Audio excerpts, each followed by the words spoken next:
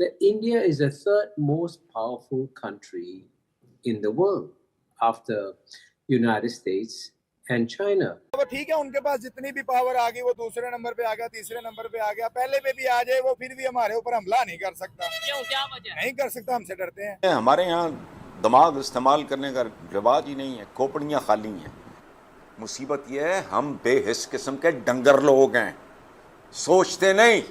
India को हम 6 महीने में क्रॉस कर सकते हैं। किस हम चीज मुसलमान हर चीज में कर सकते हैं। अगर हम किस चीज में क्रॉस करेंगे? सर हम इकोनॉमिक में कर सकते हैं। अच्छा। हम उसको असले में कर सकते अच्छा। हैं, हम लड़ने में कर सकते हैं, अच्छा। हर चीज में। अगर 6 महीने में 6 महीने आज आपकी आइंदा नस्लें गिरवी पड़ी हैं, बिके हुए हैं, रहन पड़े हैं आपके वो बच्चे जो अभी पैदा भी नहीं हुए, जो पैदा हो चुके हैं बदनसीब, उनमें से हर बच्चा जो है वो लाखों का मकरूज है।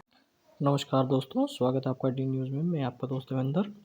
आज हम बात करेंगे पाकिस्तान के बारे में। जैसा कि आपको पता है दोस्तों, पाकिस्तान जो कि भारत की नाजायज़ औलाद है, जो कि 14 अगस्त 1947 को पैदा हुई थी, वो आज बर्बाद हो चुकी हैं। दोस्तों जैसा कि आपको पता है, पाकिस्तान के बलूचिस्तान ने अपना नया नक्शा जारी कर दिया है। इंडिया से रोड्स बने और वो सेंट्रल एशिया तक जाएं, चाइना से रोड्स बने और वो इंडिया तक जाएं, ईरान तक जाएं। तो मेरा ख्याल है इस मुल्क की तकदीर जिस तरह यूरोप की बदली है, ट्रेड से, सरहदें खुलने से, वो बदला है। शायद दोस्तों पाकिस्तान वालों को अकल आ चुकी है, इसलिए वो भारत के साथ व्यापार करना चाहते हैं।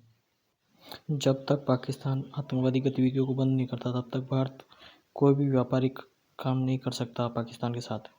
इसके दिल में ईमान होना। अच्छा। अमेरिका क्या पूरी दुनिया जोर लगा रहे एडी चौधरी का, पाकिस्तान का बाल भी फेंका नहीं कर मैंने रहे। एक इंटरव्यू सुना था उनके जर्नैल का इंटरव्यू था कि जब ये इंडिया पीछे के- रोला बना था जी। जंग का, ठीक कि है। इंडिया और पाकिस्तान की जंग होगी, पीछे बड़ा इशू बन गए थे। तो उनके जर्नैल का ये इंटरव्यू मैं सुन रहा था कि ये लोग पागल है, पाकिस्तान से जंग कर रहे हैं। उनकी ये तो तो असली खुद- जिंदगी मरने के बाद शुरू होती है। हाँ। उनका ईमान है इस बात पर। नहीं, वो उनके प्राइम मिनिस्टर, तो उनके उनको ये पॉलिटिशियन। बात सिखाई गई और बताई गई। जब हमें फेक न्यूज़ें मिली जी, इंडिया के इतने फौजी जी छोड़ के भाग गए जी, ये वो हाँ। बॉर्डर छोड़ दिए।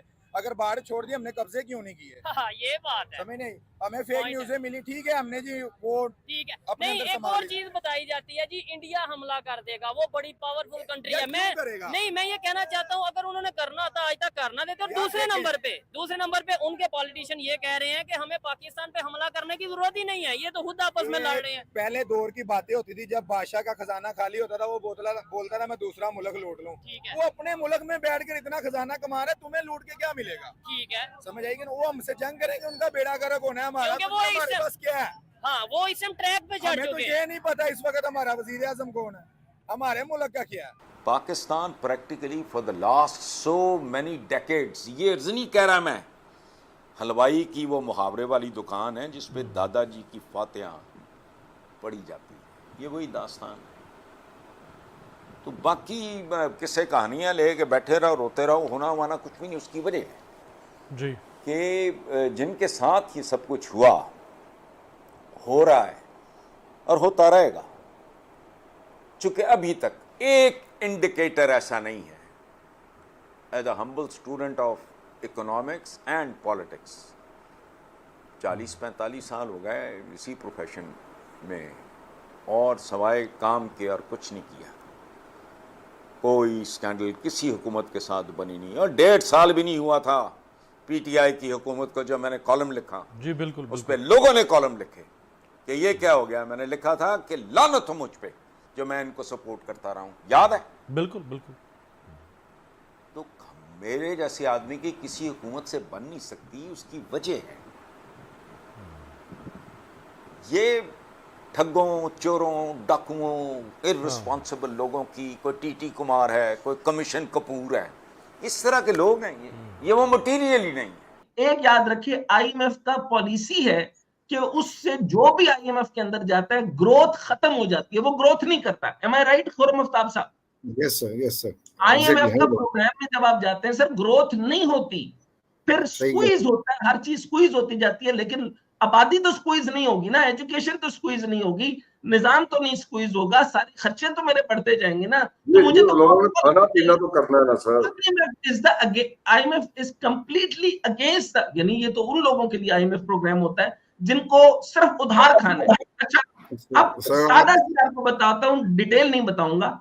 ये बेसिकली कहते हैं जो इंटरेस्ट रेट बढ़ाते हैं, जो शरह सूद जो स्टेट बैंक बढ़ाता है 23%, 24%, 25%, जितने गरीब मुल्कों में शरह सूद जब बढ़ती है वो इसलिए बढ़ती है कि आपका जो है वो रुपये के ऊपर प्रेशर कम हो जाए। या आप जो ये काम करेंगे 17.5 पे करेंगे, बिजनेसमैन कुछ जो तगड़े हैं थोड़े से, यानी चंद करोड़ में, स्मॉल एंड मीडियम, ये भी बता दूं, ये बल्कि खुरम साहब बताएंगे, 150 करोड़ से 800 करोड़ पर जाके मीडियम बनता है। ये कोई बहुत बड़े बिजनेसमैन नहीं होते, इनके भी बड़े खर्चे होते हैं। इनको आप लोग इनकी गाड़ियों को ठोक जाते हैं, इनको गरीब को जो है ना वो अकेला जा नहीं सकते, 2 गार्ड के बगैर जाए तो लोग इनसे पैसे खींच लेते हैं, भत्ताखोरी अलग से करते हैं, हर दिन इनको जो है वो, इनके पास मुख्तलिफ इदारे, कभी कस्टम वाला आ जाता है, अगर ये गाड़ियां बना रहे हैं तो एक मिनिस्ट्री ऑफ इंडस्ट्री से एक आदमी आएगा, वो कहेगा 2 गाड़ियां मुझे भी गिफ्ट कर दे, कभी किसी इदारे से गिफ्ट मांगते हैं, कभी किसी इदारे से गिफ्ट मांगते हैं। जैसा कि अपन ने देखा दोस्तों, पाकिस्तान पूरा लुट चुका है, बर्बाद हो चुका है। अब पाकिस्तान के पास कोई सहारा नहीं बचा है सिवाय भारत के अलावा, लेकिन भारत अपने पुराने जख्म को भूल नहीं पाया है।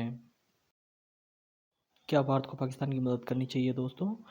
मिलेंगे किसी और एपिसोड में। Please like, comment, share. जय हिंद, वंदे मातरम दोस्तों। बाय बाय, मिलते हैं किसी और न्यूज़ चैनल में।